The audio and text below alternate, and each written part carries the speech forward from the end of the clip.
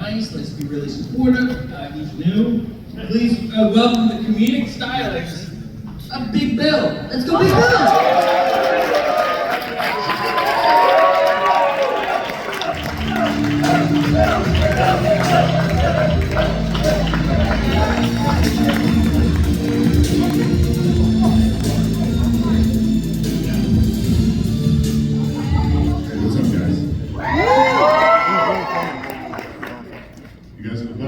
See outside, I see at the airport anyway, you want a picture, an autograph, you got it, all right? Then there's the fans, there's also, some wrestling fans. They haven't watched wrestling in quite a while, And I see them, they notice me. I see them looking, they're checking out their phone, giving me a look. Talking in Publix, the airport, checking out their phone. Finally, they get the courage, they come on over. Edge. Can I get an autograph? I'm like, actually, it's Coke now, but yes. Adam Copeland. There you go, buddy. Then there's some people, they see my height. I obviously have a look, as you would say. They don't know if I wrestle. They're not fans. But man, these people, they have so many questions. And you hear them day after day after day. You hear the same thing. It starts to get old, am I right? How tall are you? Do you play basketball? How do you fit the clothes? Where do you buy your shoes? What kind of car do you drive? How do you fit on airplanes? Constantly. There's even guys, I've heard them say, if I had your height, I'd be in the NBA. Yeah, you and LeBron, I could totally see it. Barista Joe over here, he's going to go from working behind the counter at Starbucks to dunking on Steph Curry in the Staples Center. Get the fuck out of here. Being my height comes with quite a few disadvantages. Everyone thinks it's all, it's all great, man. Oh man, you're tall. Everybody wants to be tall. I'll tell you what, it comes with plenty of disadvantages. Me, I have a pee-pee problem. I know, what? I have a big pee-pee problems. I have trouble peeing in toilets. Let me explain.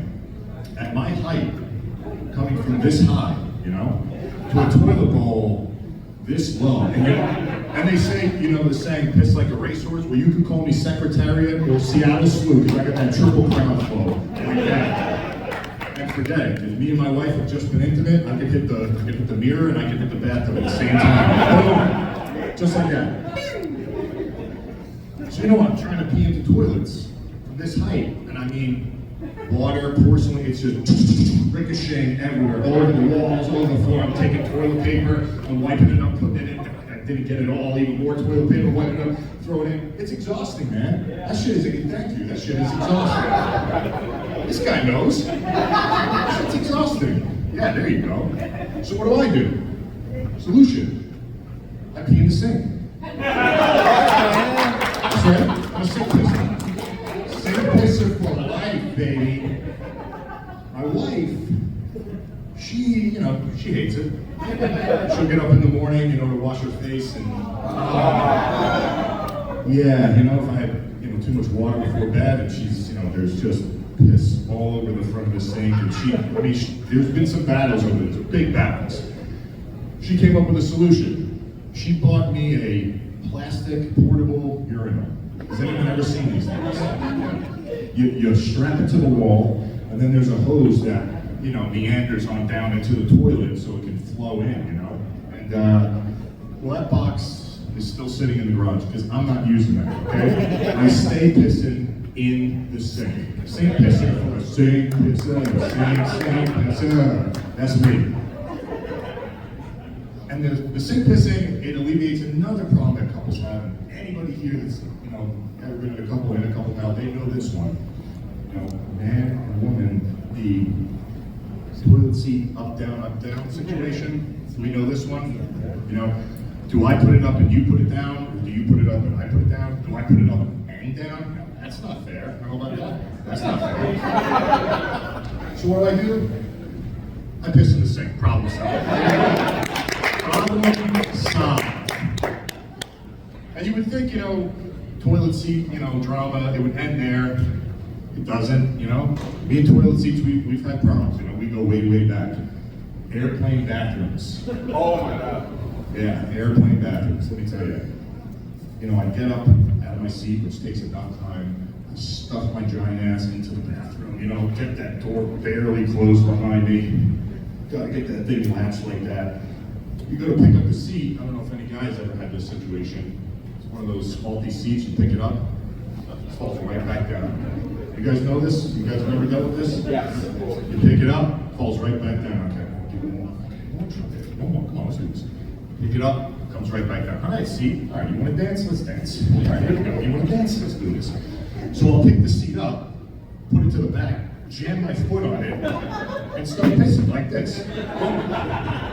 But you know, at any second, that door could just snap open, and now I'm pissing all over the cabin.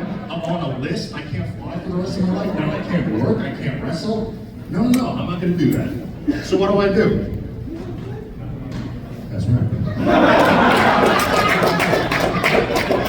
If any of you are ever on an airplane with me, and you see me going to the bathroom, I can tell you, don't use that fucking sound. Do not use it. Another problem that I have being tall, hitting my head on shit. Yep, hitting my head on shit. Now in the house, no big deal. You hit your head on something, kind of shake it off. Maybe give the wall a stern talking to, like, hey, you watch it next time, I'm gonna fucking get you, right? Fucking mean that, you know, give it a walk. Out in public, a little bit different. Out in public, hit your head on something at my height, that's embarrassing. I gotta keep walking. I can't have people taking pictures, pointing at my, look at the big dude, he hit his head on the side. Look at him, what an idiot! So I hit my head, I gotta keep going. No evidence. They'll never put a face to it. Just a big guy hit his head on something, they don't know who the fuck it is. Because I'm at it, right? Well, this December, we were in New York for Hammerstein shows. And one of my worst nightmares came true. So I went down to China. Anyone here from New York? Anybody? All right. New York people know this. I went down to Chinatown, Canal Street. That's where all the stolen shit is. You know, the real good stolen shit. You got Nike, Louis Vuitton, all that stuff. So I went down to Canal Street, scoop up some stuff. It's the holidays, you know. But I had to meet my wife at Bryant Park. Okay? Bryant Park's on 42nd Street. Every year, we do the Christmas Village at Bryant Park. We walk to Rockefeller Center, tree where I proposed. It's a thing we've done since we met. It's our yearly, yes, it's our yearly Christmas dinner. Let's do a round of applause. Alexander, how you doing? So, I'm down in Chinatown, looking at my phone, shit, I gotta rush. And this is something I can't be late for, guys. You know this one, is that one thing, that one time a year, you can't miss.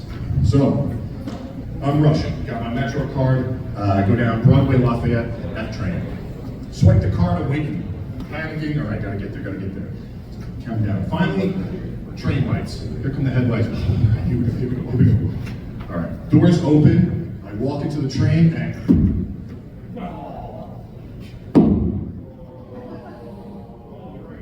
do that again, just to reiterate. I slammed my head on the doorway of the subway train. Now let me tell you, this shit is made of steel, right? I mean, that shit fucking hurt. And now, the next thing I hear is, stand clear of the closing doors, please. Now I am trapped on a train with hundreds of people that just saw and heard, mind you, the big guy slam his head off of the doorway. And now I see people looking, you know, people want to sneak out their phone, take a picture, oh my God, people are holding back laughter. Some people are concerned, but mostly laughter. I see people look in the eye. I know when I get off the train, they're going to say something to their friend, like, what a fucking idiot, or they're going to just be burying me, you know? So I'm trapped on the train with these people. And I'm sweating. Worst nightmare. And by the way, this is not something that you can, you know, just casually make it, you know, play it off. I can't be like, nah, chill out, bro. Like, I meant to do that shit. I meant to hit my head. Like, nah, don't get it twisted, man. I meant to do that. So now I'm on this train. 6 stops till Bryant Park, 42nd Street.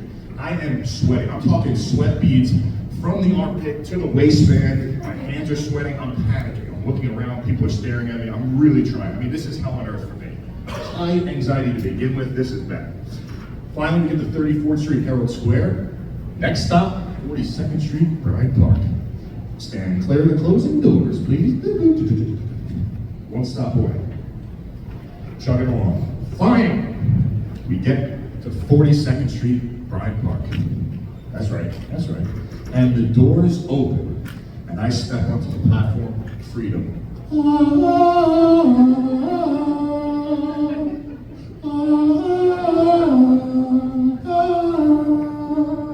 I'm free. Everybody is behind me. You'll never see me again. And I walk 2 steps, and I get